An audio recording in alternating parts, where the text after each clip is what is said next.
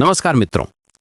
आज हम एक अत्यंत गहन और महत्वपूर्ण विषय पर चर्चा करने जा रहे हैं। पतंजलि योग सूत्र के समाधि पाद से समाधि की विभिन्न अवस्थाओं और उनकी प्रकृति के बारे में। ये वो ज्ञान है जो हजारों वर्षों से योगियों और साधकों का मार्गदर्शन करता आया है। समाधि शब्द का अर्थ है सम्यक आधान, यानी चित्त की वो अवस्था जहां ध्येय वस्तु में पूर्ण एकाग्रता हो जाती है। पतंजलि महर्षि ने इसे योग की चरम अवस्था माना है। लेकिन समाधि भी एक समान नहीं है। इसके अनेक स्तर और प्रकार हैं जिन्हें समझना आवश्यक है। सबसे पहले हम बात करते हैं ऋतंभरा प्रज्ञा की। ये एक विशेष प्रकार की बुद्धि है जो समाधि की गहरी अवस्था में प्राप्त होती है। ऋत का अर्थ है सत्य और भरा का अर्थ है भरी हुई, अर्थात ये वो प्रज्ञा है जो सत्य से भरपूर होती है। इस अवस्था में साधक को प्रत्यक्ष सत्य का अनुभव होता है, न कि किसी अनुमान या तर्क के द्वारा। ये ज्ञान शास्त्रों से मिले ज्ञान से भी श्रेष्ठ होता है, क्योंकि यह प्रत्यक्ष अनुभव पर आधारित होता है। आध्यात्म प्रसाद एक और महत्वपूर्ण अवधारणा है। यह आत्मा की वो प्रसन्नता है जो समाधि की अवस्था में प्राप्त होती है। जब चित्त की सभी वृत्तियां शांत हो जाती हैं तो एक अलौकिक आनंद की अनुभूति होती है। यह सांसारिक सुखों से बिल्कुल भिन्न होती है। ये आत्मा का अपना स्वाभाविक आनंद है जो बाहरी विषयों पर निर्भर नहीं होता।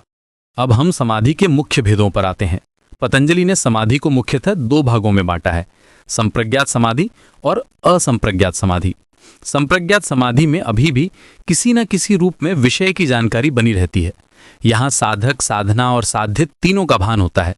ये चार प्रकार की होती है: वितर्क, विचार, आनंद और अस्मिता। वितर्क समाधि में स्थूल विषयों पर एकाग्रता होती है। विचार समाधि में सूक्ष्म विषयों पर।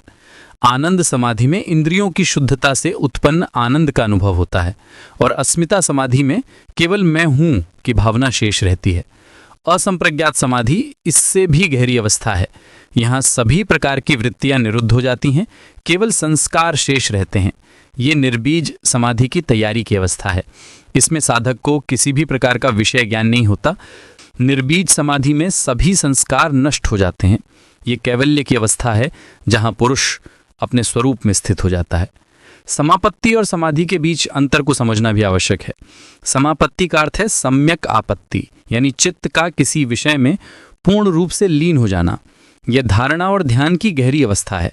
समाधि में यह लीनता और भी गहरी हो जाती है, जहां ध्याता, ध्यान और ध्येय का भेद मिट जाता है। समापत्ति में अभी भी त्रिपुटी का भान रहता है, समाधि में यह भी समाप्त हो जाता है। अब हम ईश्वर की अवधारणा पर आते हैं। पतंजलि के अनुसार ईश्वर एक विशेष पुरुष है। वो क्लेश, कर्म, विपाक और आशय से रहित है। ईश्वर में सर्वज्ञान का बीज अपनी पूर्णता में विद्यमान है। वो काल से भी अतीत है, इसलिए वो आदि गुरु भी है।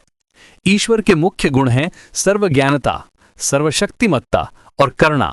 वो सभी प्राणियों का कल्याण चाहता है। उसमें कोई अहंकार नहीं है, कोई राग द्वेष नहीं है। वो निर्गुण होते हुए भी सगुण रूप में भक्तों की सहायता करता है। ईश्वर प्रणिधान योग का एक महत्वपूर्ण अंग है, जहां साधक अपने सभी कर्मों को ईश्वर को समर्पित कर देता है। समाधि की यात्रा एक क्रमिक प्रक्रिया है। ये एक दिन में प्राप्त नहीं होती। निरंतर अभ्यास, वैराग्य और गुरु की कृपा से यह संभव होती है। प्रत्येक स्तर पर साधक को नई चुनौतियों का सामना करना पड़ता है, लेकिन प्रत्येक स्तर पर नया आनंद और ज्ञान भी प्राप्त होता है। इस प्रकार पतंजलि योग सूत्र हमें समाधि की संपूर्ण यात्रा का मार्गदर्शन देता है। ये केवल सिद्धांत नहीं है, बल्कि एक व्यावहारिक मार्ग है जिसे अनुसरण करके कोई भी साधक अपने लक्ष्य तक पहुंच सकता है। समाधि की इन भिन्न भिन्न अवस्थाओं को समझकर हम अपनी साधना को और भी गहराई से कर सकते हैं।